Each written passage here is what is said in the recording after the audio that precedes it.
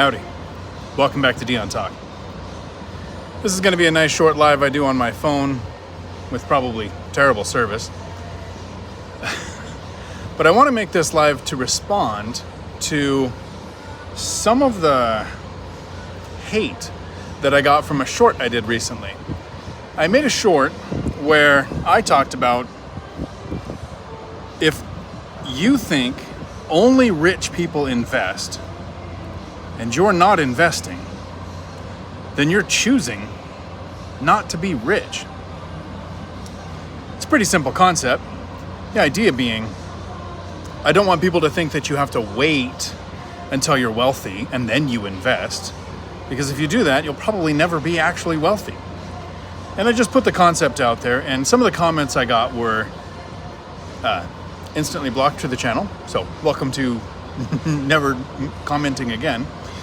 But some of the comments I could tell were from people who I could feel their pain. They were upset, angry, because they're in a position where it seems like it's really hard to invest, so they don't think that they'll ever be able to. That I totally understand. Some of the comments were like, okay, gambler, meaning if you invest, you must be gambling. Or why gamble the little bit that we have? Again, thinking investing is gambling and that you're not going to invest until you have more than a little. And others that were something like, okay, fine, why don't I just quickly invest this $6 million I have laying around? Because that's what it takes to invest.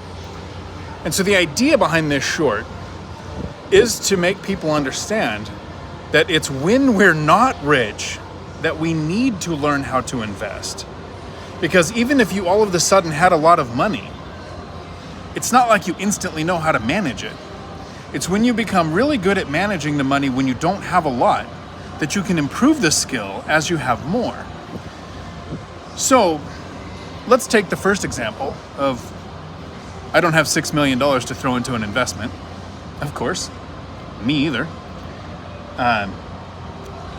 You can invest on that Robinhood app for $5. You can open up your retirement account with your employer and get a match from your wages, increasing the amount of money your employer is paying you into your retirement account. That takes very small amounts, and people think, well, I can't do that because I need all of my money. And then I want to address the people who say, well, okay, gambler, or you're just a gambler, so it must. Why risk the little bit that you have left? If that's what you think you're doing when you invest, I want you to think of the biggest gamble that you can make. This is the biggest gamble I took for the first 40 years of my life, and it was a huge risk for my entire family. It was the risk of only having my W-2 income be my income. I had no way of making money outside of my job. Well, what happens if you're selling your life 1 hour at a time and nobody's buying? You can get laid off. You can be outsourced. Your company can shut down. You could be like the company Yellow. Your union says, we want more money because $120,000 a year is not enough for our drivers. So the company just says, okay, fine, we'll shut down. You could be replaced by AI. You could take a couple of years and learn how to code. You could think coding is the one thing that's safe, and all of a sudden AI is probably 5 to 10 years away from coding, and then what are you going to do? The biggest gamble is relying on just your W-2 income. That's my opinion. And then let's take the idea of, okay, let me invest the $6 million that I have laying around. I reached financial freedom, traveling the world. I think I'm somewhere in Italy right now. And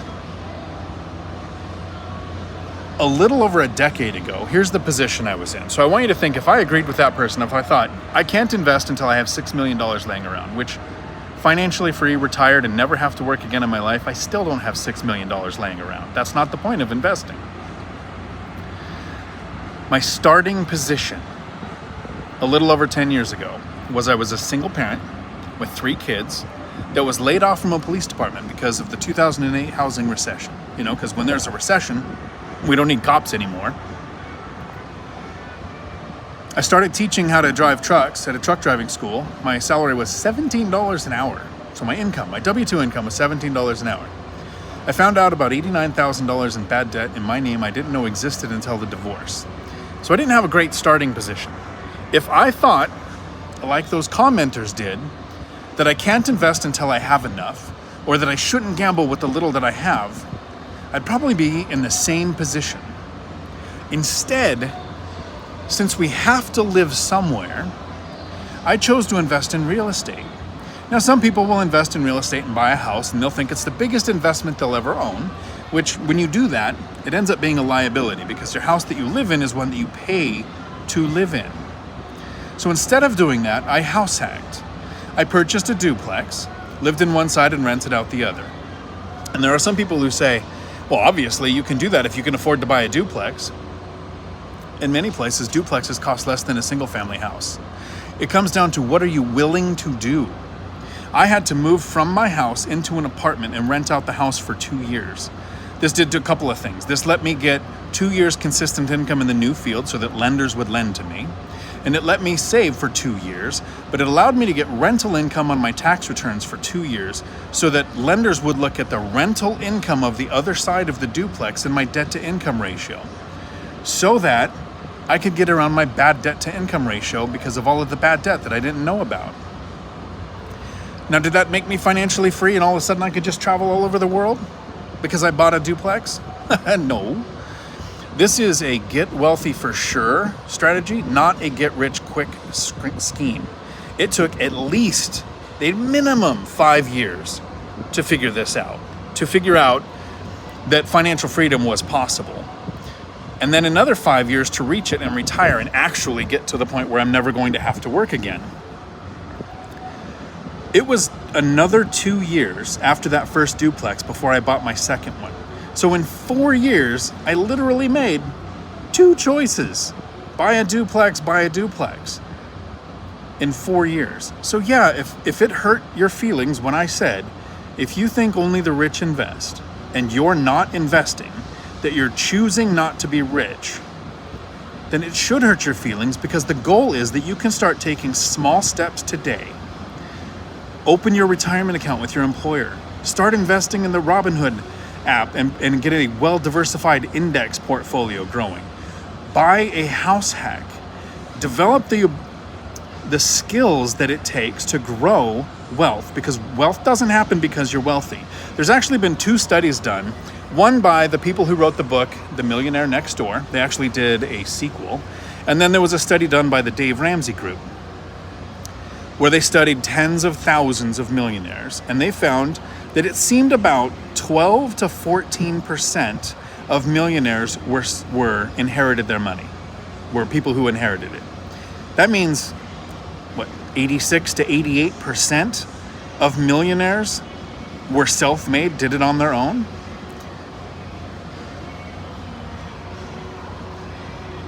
I edited that short from what I really wanted to say, which I think would have been a little more offensive. The original script for my short, yes, I script shorts, I don't script these live streams. The script for the short was, if you think only the rich invest and you're not investing, then you're choosing to be poor. See, a little more offensive, a little bit of a harder bite. This is actually the 3rd time I recorded this video, and I decided to do it with a live, because when I went to record it, I seemed very attacky when I went to edit to the people who made the comments. So I want to make sure I'm not attacking or insulting the people who made the comments. I'm attacking the comments themselves. To hear somebody say that they suggest that you invest and you call them a gambler means that that person is right on the cusp, right on the edge of being educated. If I can keep their mind open for a few more minutes and let them understand that I agree, investing is gambling. Investing is risky, but you can mitigate those risks. Here are some of the things that people do. If you invest in stocks, if you buy a well-diversified index portfolio, right, you're buying index stocks, which is a bunch of stocks grouped together, so if one tanks, you're not losing all your money. And then you take a 5, 10, 15, or 20 year look at that account, you're not having the same risk because over a long period of time, index funds generally increase in value. There was actually another study done where the best performing stock portfolios belong to people who died, the second best portfolio belonged to people who forgot they had them, and the third was operated by a cat named Orlando, who outdid most of the individual stock pickers. So I didn't choose stocks, I chose real estate. I chose to buy, instead of a 10-unit apartment complex with adjustable rate debt, I chose 4 units or less because you get 30-year fixed rate debt, which means your interest rate isn't going to change in 4, 5, or 10 years. I chose to buy small multifamily, duplexes, triplexes, or fourplexes that are at least 10 miles apart, next to several economic drivers like a base, a port, college, a hospital, Boeing, Amazon, or a large population, so that there's several sources of tenants in case something happens. Then I chose properties that help me reduce tenant turnover, side-by-side units so my tenants aren't living above or below the other, washer-dryer hookups in the unit, 2 or more bedrooms and a garage because more space means more stuff, less likely to move, good parking. I chose properties that specifically limited my risk to having high tenant turnover in an area with several economic drivers. And I understood that it was going to take at least, for me, a decade because I was starting in such a bad position. I think there's other people who've reached financial freedom significantly faster than in 10 years. Maybe they don't have the bad debt, maybe they're making more money, maybe they don't have 3 kids and only 1 income. There could be a few things that you have going on that put you in a better position to make it happen faster. But if you plan on a 5 to 10 year horizon and you invest in a diversified formula to actually mitigate the risks of investing in an asset class, maybe like real estate, where since we've started tracking the data in 1940, rents have never once gone down market wide, right? There's been some local places like when the car manufacturers moved out of Detroit or when the .com bust hit Silicon Valley really hard where local rents could go down. But if you spread your properties out next to several economic drivers, it's never gone down once.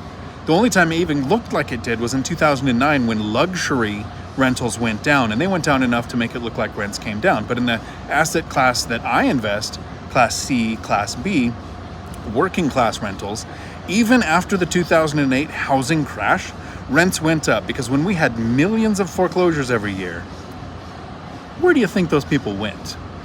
They became renters. Increased demand on a limited supply increased rents. Since we've had a pandemic a few years ago, what do you think happened to rents? They've almost gone up 30 to 40% in most markets, which really sucks if you're a renter. And as hard as this is to say, didn't suck as somebody who owned rentals. So this was me explaining that starting from a bad position, where I agreed investing was gambling. And I thought if I had $6 million laying around, eventually I would invest. But at the age of 40, after trying for a pension in the Marine Corps, which they downsized after Desert Storm, and then trying for a pension in law enforcement, they downsized because of 2008, I decided to make my own pension. And it happened because I invested when I didn't make a lot of money and when I didn't have a lot of money to invest. But what I did is I educated myself to mitigate the risks. I chose an asset class that I understood, and I added the element of time, at least 5 to 10 years to reach financial freedom. Now, I have 18 rental units, so it doesn't take hundreds. Last year when I retired, I had 16, and my profit from only having 16 rental units was $203,000.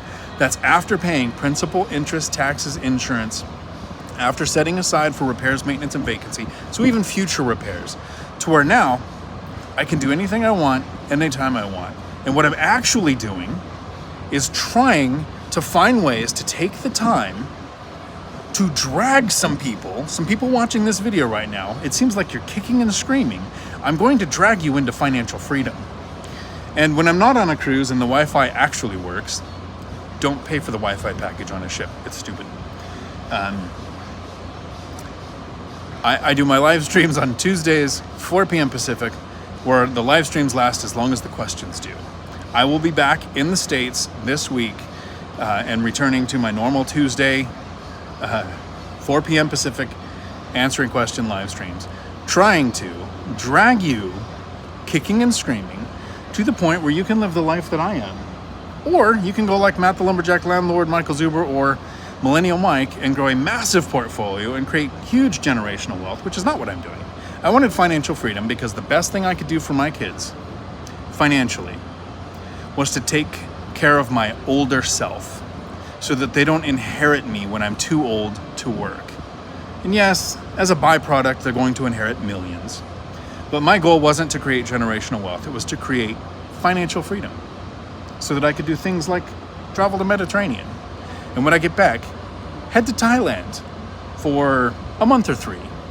Until the event in Vegas in February 17th and 18th, I will see some of you, hopefully all of you, in Vegas at the One Rental at a Time event. I'm very much looking forward to that. I'm actually flying there from Thailand, so I'll probably go a few days early so I'm not jet lagged.